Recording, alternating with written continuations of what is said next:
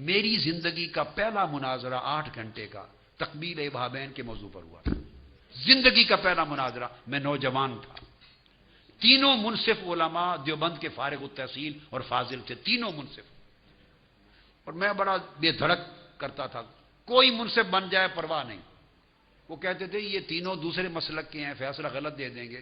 اللہ اور اس کے رسول کے بھروسے پر کہتا تھا ان کے لیے میں ان کو کھلا چھوڑوں گا باندھے بغیر تو تب فیصلہ دیں گے, باندھ دینا انشاءاللہ. تینوں منصف دوسرے تھے. 8 گھنٹے مناظرہ ہوا. تینوں نے متفقہ فیصلہ انگوٹھے چومنے کے مستحب ہونے پر لکھ کر اعلان کیا. تینوں علماء دیوبند, دلائل میں گھیر لیا ان کو. تو میں نے اس لیے کہا کہ میں تو, ہماری تو زندگی گزری ہے اس پر, لیکن اگر کوئی مجھ سے پوچھے کہ جو انگوٹھے نہیں چومتا تو کیا اس کو میں سنیت سے خارج کر سکتا ہوں؟ یہ خیانت اور بددیانتی ہوگی. چونکہ حدیث ضعیف سے ثابت ہے. حدیث یہ میں آپ کو بڑا حظ آئے گا اور کام آئے گی یہ طریقہ. میں 2 منٹ لگے گے, میں وہ مناظرے کا خلاصہ بتا دوں. ہوا بھی یہ, میں نے تینوں علماء کو کہا کہ میں نے ثابت کرنا ہے, انہوں نے, ان مولانا نے انکار کرنا ہے. دونوں سے تحریری طور پر کیا ثابت کرنا ہے میں نے, مجھ سے بھی لے لیں. انہوں نے کیا ثابت کرنا ہے ان سے بھی لے لیں. تحریر بند رکھ لیں اور اس کے بعد سنا دیں اور پابند کر دیں. جو لکھ کے عقیدہ دے دیا یہی ثابت کرنا ہوگا.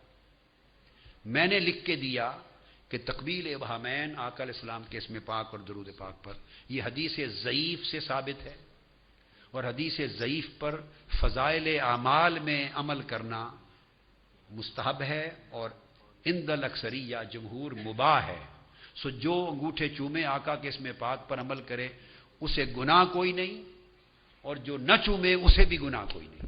یہ جائز ہے, جس کا جی چاہے چومے, برکت ہے. اگر کوئی نہیں چومتا تو کو ترک واجب کا باعث. میں نے لکھ کے دے دیا.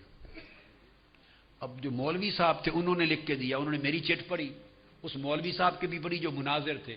انہوں نے لکھا تھا کہ انگوٹھے چومنا, انگوٹھے کے آگے بریکٹ میں لکھا تھا ٹھوٹ. اتنے زبان دراز گستاخ لوگوں کے اندر حیا نہیں رہتا, یاد رکھ. جو آقا علیہ السلام کا گستاخ ہو گیا اس کے اندر حیا نہیں رہتا, کیونکہ حیا ایمان کے ساتھ ہوتا ہے. جسے آقا کا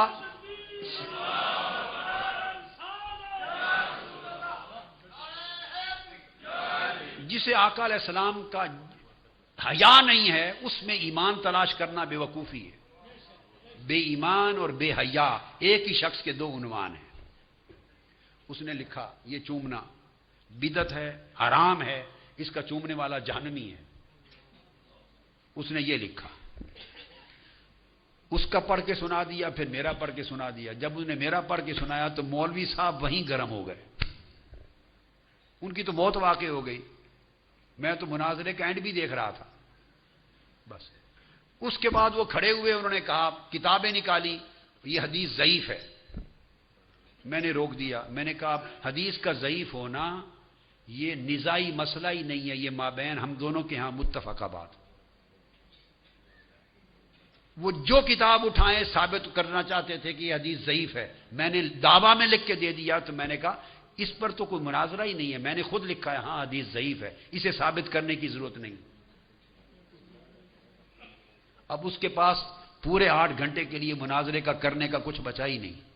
اس نے ثابت یہ کرنا تھا کہ ضعیف ہے. میں نے دعوے میں لکھ دیا ہاں حدیث ضعیف ہے. اب آگے لکھا تھا حدیث ضعیف پر عمل کرنا فضائل میں یا فضائل اعمال میں جائز ہے. میں نے کہا اس پر مناظرہ ہوگا. میں اصول حدیث کی کتب سے ثابت کروں گا کہ ضعیف حدیث پر عمل کرنا جائز ہے, یہ ثابت کریں کہ جائز نہیں ہے, اور یہ ثابت کریں کہ یہ بدعت ہے, حرام ہے اور باعث جہنم ہے, ثابت کریں. میں ثابت کروں گا مباح ہے اور مستحب ہے. 8 گھنٹے. اب ان کے پاس کچھ بچا نہیں, بس ایسے ہی وہ پریشان رہے. 8 گھنٹے کے بعد وہ علماء جو ہی وہ حدیث کو ضعیف لکھتے میں کہتے یہ بحث نہیں. یہ 8 گھنٹے کے بعد انہوں نے متفقہ فیصلہ دے دیا ہمارے. اسی طرح ایک مناظرہ وہ زمانہ تھا نور و بشر پہ ہوا. ہم نے یہ ساری وادیاں چک سواری صاحب والی عبور کی ہوئی ہیں. لوگوں کو علم نہیں ہے. ہم یہ ساری وادیاں عبور کر چکے ہیں, مگر جب عالمی سطح پر مسلک کی اشاعت کا کام شروع کیا تو لب و لہجہ اور رکھنا ہوتا ہے.